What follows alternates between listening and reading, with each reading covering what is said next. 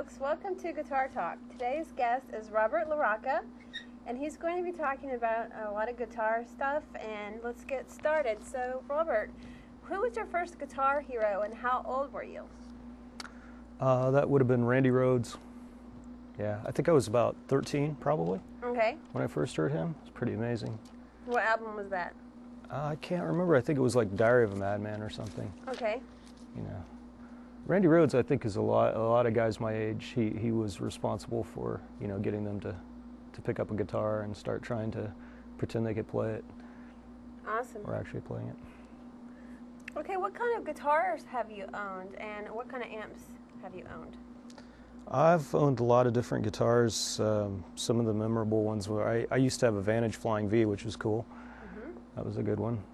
Was that your first one? That was my first real metal guitar. Okay. It had the pickups, you know, the humbucker pickups, and that was a good guitar. And what else did I have? Oh, a bunch of stuff. I used to have an old Marshall that was nice. Okay. A long time ago. That was the first amplifier I had, you know, that could actually keep up with drums. And I don't know, I've had so many I can't remember. I've had several Jacksons and, you know, the same type of stuff you play, I believe. Okay. I think it's even some of the same guitars. Oh yeah, some of the same guitars? Yeah, that's right. I got your hand-me-downs. Yeah. Yeah. So what kind of guitar do you play through now? A Schecter, Avenger, Okay. 7-string. What do you like about that guitar? Oh, it's got 7 strings. And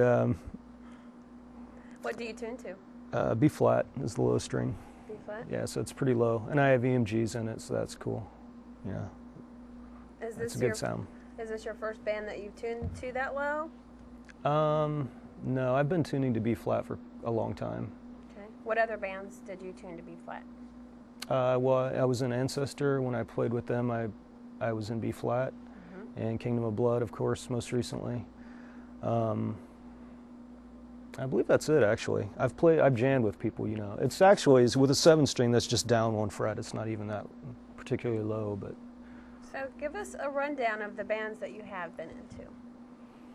That I've been in? That Yeah. I played in? I was in a cover band when I first started playing. I can't remember what the name of that. I think we were called that Hellraiser, with a razor like you shave with. Hellraiser, I think. And that was just a cover band. I was in a band called Deadlock that was kind of a cover original band, and a few other bands of that sort. And then I finally got in Waste Management, which was like my first original band that actually played shows and did recordings and things like that. And then Ancestor and Kingdom of Blood. That's it. So how important do you think style is for a band to have? Style? You mean like wearing fancy clothes? Yeah. I think it can be very important. The visual element, of course, is, you know, a big part of metal.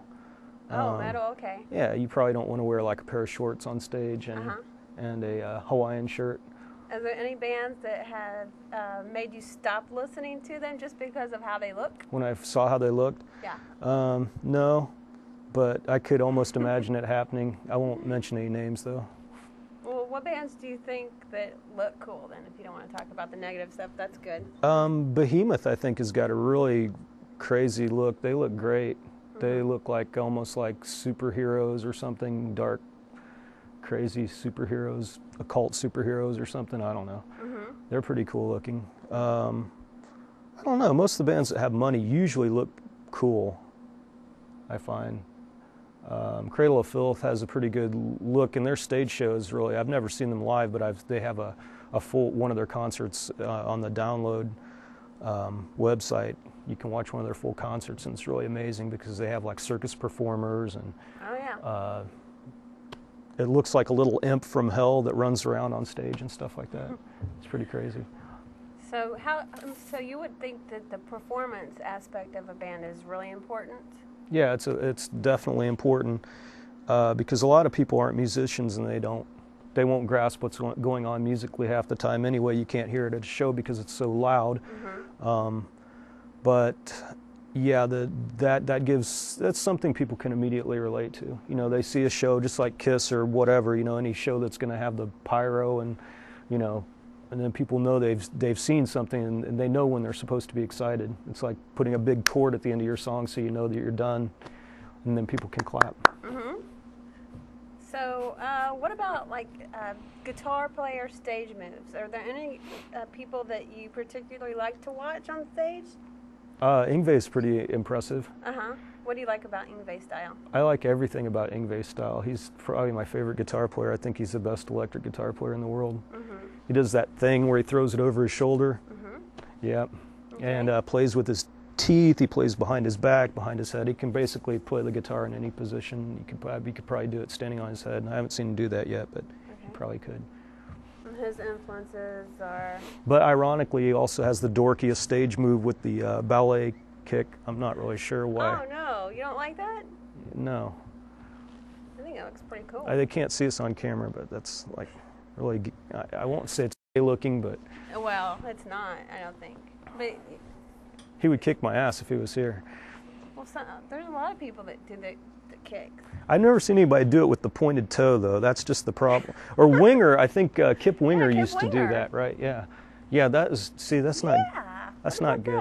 that? I wouldn't put that in my videos Really? if I were him. Uh-huh. All right. So how do you think technology has helped or hindered the guitar playing in general for everybody? It's definitely helped because just with the advent of the internet, you know, just having that resource that you can go and you can pull up a tab for any song you want. You can look at lessons. You can go to YouTube and find any amount. Usually your favorite players are going to be there in some form or another, and you can get a good idea. When I was starting, we didn't have that. We just had like tabs and, you know, bad transcriptions of things, and everything's much more accurate now. I noticed there's a tendency. There's a whole new generation of metal that's coming up, and they're very technically oriented, not only just with the equipment they use, but also making sure with their accuracy, and they're very dedicated to playing well. So yeah, technology plays a huge part. With the internet. Yeah. Well, with that, folks, I would just want to say that if there was any web material or online resources that you want to share with us here at Guitar Talk, I'm always welcome for suggestions, and I want to hear from you if you know of anything that's cool that might help guitar players out. I would love to hear from you. So just go ahead and email me at the web address there.